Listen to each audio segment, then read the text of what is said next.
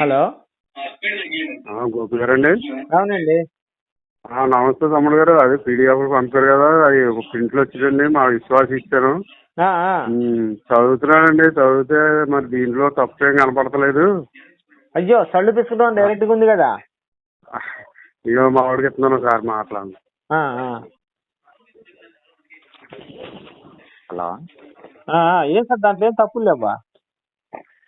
తప్పులేం లేదండి, కాకపోతే ఏంటంటే కొంచెం సెంటర్ పాయింట్ చేసి కొంచెం లాగారండి. సార్, ఆదికాండం 1వ అధ్యాయము 19:36 ఫస్ట్ వచనంలో లోతు తన కూతురు కడుపు చేసాడని ఉంది. అవునండి, అది దాని సంభాషణ గురించి చెప్తానండి. సార్ ఇప్పుడు నేను అడుగుతుంది అది కాదండి, క్వశ్చన్ అది కంప్లీట్ అవ్వలేదు. బైబిల్లో ఎక్కడైనా లోతు తన కూతురు కడుపు చేసినట్టు దేవుడు ఖండించాడా, లేదా లోతే కూతుర్లే తండ్రి చేత కడుపు చేయించుకున్నందుకు యెహోవా దేవుడు ఏమైనా ఖండించాడా? అలాంటి రిఫరెన్స్ ఉంటే చూపించండి నాకు బైబిల్లోంచి. బైబిల్ తీయండి సార్, మీ దగ్గర బైబిల్ నుండి ఓపెన్ చేయండి. ఇదిగో తండ్రి కూతుళ్ళు చేత కడుపు చేయించుకున్న తండ్రి కూతుళ్ళ కడుపు చేశాడు కాబట్టి, లేదా కూతుళ్ళు కడుపు చేయించుకున్నారు కాబట్టి యెహోవా దేవుడు ఇది తప్పు అని ఖండించాడు, వాళ్ళ శిక్ష వేశాడు. రిఫరెన్స్ చూపించండి. మీ దగ్గర బైబిల్ ఉందా? నాకు అంత పెద్ద తెలియదండి. మరి తెలియనప్పుడు కూతురు కడుపు చేస్తే మరి దేవుడు చంపేయాలి కదండి. తప్ప రైటా మీ దృష్టిలో? తప్ప రైటా సార్ అది? అది కట్టేనండి, తప్పేనండి. కాకపోతే మరి తప్పైనప్పుడు మరి యెహోవా దేవుడు ఖండించాలి కదండి, తప్పని చెప్పాలి కదా. ఆ రిఫరెన్స్ ఉంటే నాకు మీ పాస్టర్ గారు ఎవరు, మిమ్మల్ని మతం మార్చిన పాస్టర్ ఎవరు? అదండి స్టీవెన్ గారు అండి, పీవీఎల్ఏ మెమోరియల్ అండి, పెంటుకోవచ్చు. వాళ్ళ కలపండి సార్, మీకు అవకాశం ఉంటుంది కలపండి. నేను అడుగుతాను, ఇప్పుడు దేవుడు అనేవాడు ఏం చేయాలి? తప్పు చేసినోడు శిక్ష వేయాలి, అవునా కాదా? మరి శిక్ష వేయాలా వద్దా చెప్పండి. ఇప్పుడు తండ్రి తప్పు, ఇప్పుడు కూతుళ్ళు తప్పు చేశారండి, తండ్రి తప్పు అనుకొని, సరే లోతు అంటే నీతి మంతుడని బైబిల్ చెప్పింది, లోతు శిక్ష వద్దు. మరి కడుపు చేయించుకున్న కూతుర్లు కావాలి కదా. మరి ఆ కూతుర్ని ఎలాంటి శిక్ష వేశాడు యెహోవా? బైబిల్ దేవుడి నుంచి రిఫరెన్స్ చూపించండి, బైబిల్ నుంచి నాకు. ఖచ్చితంగా బైబిల్ పరిశుద్ధ గ్రంథం అని చెప్పి ఒప్పుకుంటాను నేను. చూడండి, మీకు గనక ఆన్సర్ దొరికితే నాకు చెప్పండి సార్. నేను కూడా బైబిల్ పరిశుద్ధ గ్రంథం అని ఒప్పుకుంటా. మిమ్మల్ని మతం మార్చిన పాస్టర్ ఉన్నాడు చూసారా, వాడిని అడగండి. ఇంకోటి మీకు చాలా చూపిస్తాను, మీకేం తప్పు అనిపించలేదా? 15వ వచనం చదవండి సార్. 15వ వచనం ఉంటుంది, తీయండి. 15వ వాక్యం అందులో ఉందండి. 15వ వాక్యం తీయండి. 15 అంటే ఏ కాండం అండి? కాండం కాదండి, డైరెక్ట్ పాంప్లెట్ ఉందన్నారు కదా మీ దగ్గర. ఆ పాంప్లెట్ లో 15వది 1, 2, 3, 4, 5, 6, 7, 8, 9, 10, 11. 15వ చదవండి.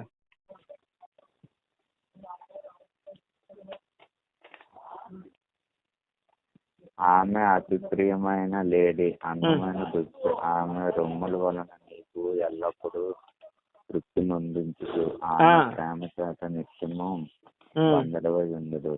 అంటే ఏమంటున్నాడంటే ఆమె సళ్ళు చూసి ఎంజాయ్ చేయమంటున్నాడండి దేవుడైన యెహోవా. ఏం సార్ సళ్ళు చూసి ఎంజాయ్ చేసేది ఏంటండి? తప్పు కదా అది. సరే ఇంకొక వాక్యం చదవండి సార్. పరమగీతం 7:7 చదవండి. అదే 19, సరే 19వ వాక్యం చదవండి.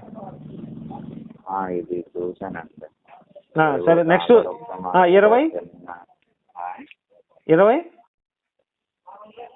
అంటే తాళ్ళ వృక్షము నెట్టుదనుకుంటుంది, దాని శాఖలు పట్టుకుండదనుకుంటుంది, నీ కుటుంబంలో ద్రాక్ష గలవరలు ఉన్నవి. సార్ దాని అర్థం చదవండి సార్ కింద. నీ శాఖ వాసనము జద్దరుషుల సువాసన వలె ఉన్నది. కింద చదవండి, వివరణ చదవండి.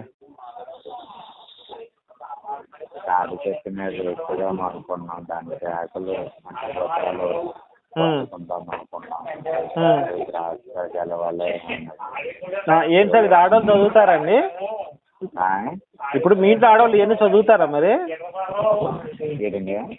మీ ఇంట్లో ఆడవాళ్ళు ఎన్ని చదివి మగవాళ్ళకి చెప్పగలరా?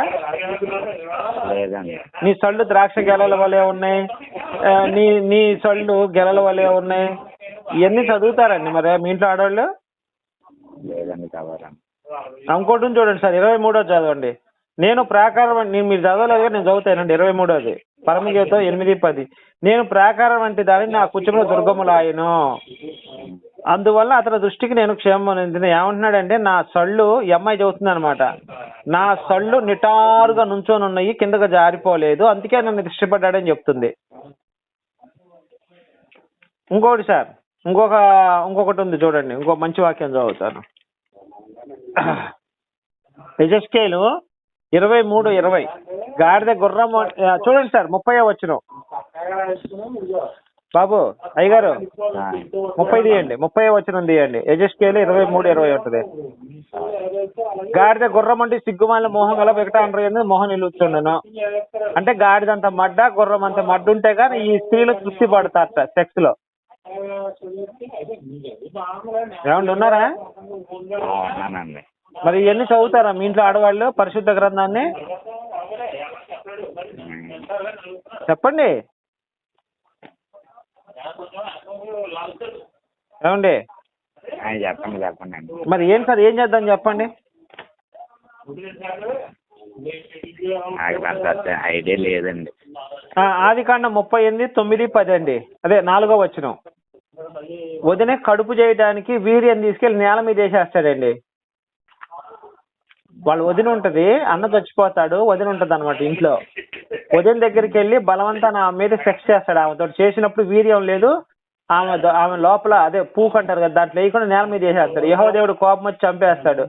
ఏరా నువ్వు పూకులు వేయలేదు, నువ్వు బయట వేసావని చెప్పి యెహోవా దేవుడు వచ్చి చంపేస్తాడు. మరి ఇలాంటి వచనాలన్నీ మీ ఇంట్లో చదవగలరా సార్? మరి ఎట్లా పరిశుద్ధ గ్రంథం ఎలా అవుతుందండి చెప్పండి? పరిశుద్ధ గ్రంథం ఎలా అన్నాం దీన్ని? అన్ని అపరిశుద్ధ వాక్యాలు ఉంటే గాడిద మడ్డలు, గుర్రం అంత మడ్డలు తృప్తి పడతానంటే ఆ స్త్రీ. ఏంటి సార్ మరి అన్ని? ఏం పేరండి మీ పేరు? నా పేరండి దిలీప్ అండి. దిలీప్. మీరు ఎందుకు తీసుకున్నారు ఈ మతంలోకి? ఎందుకు వెళ్ళారు మీరు? కాదు సార్, ఇప్పుడు మనం వెళ్ళినప్పుడు మంచి వచ్చేటో చూసుకొని వెళ్ళాలి కదండి. ఇప్పుడు మన ఇంట్లో ఆడవాళ్ళు కానీ పిల్లలు కానీ తను వచ్చినా చదివితే ఉంటారండి? చెప్పండి. మొగుడు పెళ్ళానికి సెక్స్ జరిగితేనంటే ఫస్ట్ నైట్ రక్తం రాకపోతే ఫస్ట్ నైట్ తెల్లగొడ్డేస్తారట. దాంట్లో ఆ వచనాలు కూడా ఉన్నాయి. తెల్లగొడ్డేసినప్పుడు వాళ్ళిద్దరు సెక్స్ చేసుకున్నప్పుడు బ్లడ్ వచ్చి దానికి కావాలట. ఫస్ట్ నైట్ అప్పుడు బ్లడ్ వచ్చి ఆ గుడ్డ అయితేనే ఆ అమ్మాయి కన్యట, లేదా ఆ స్త్రీని రాళ్లతో కొట్టి చంపమని చెప్పాడు దేవుడు. ఇలాంటి వాటన్నింటి మీరు ఒప్పుకుంటారండి మరి? చూడండి, మీకు వచ్చిన చెప్పాలన్నా చెప్తాను నేను. ఎన్నో వాక్యం అంటే అది మన పాంప్లెట్ లో 8వ వాక్యం అండి. నేను రాసిన పాంప్లెట్ మీ దగ్గర ఉంటే 8వ వాక్యం. ఏమండి ఉన్నారండి? చూడండి, ఎన్ని ఇట్లాంటివన్నీ ఉన్నాయండి. మరి ఏం చేద్దాం ఇవన్నీ?